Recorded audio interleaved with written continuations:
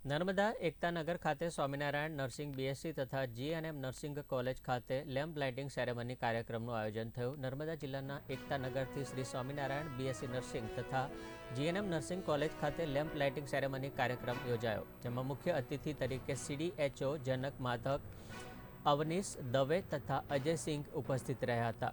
કાર્યક્રમની શરૂઆત રિબિન કાપી દીપ પ્રજ્વલિત સાથે પ્રાર્થના સહિત કરવામાં આવી હતી। કાર્યક્રમમાં નર્સિંગ કોલેજના વિદ્યાર્થીઓએ મીણબત્તી સાથે જ લેમ્પ લાઇટિંગ કાર્યક્રમમાં ભાગ લઈ શપથ લીધા હતા તથા વિવિધ સાંસ્કૃતિક પ્રવૃત્તિઓ રજૂ કરી હતી।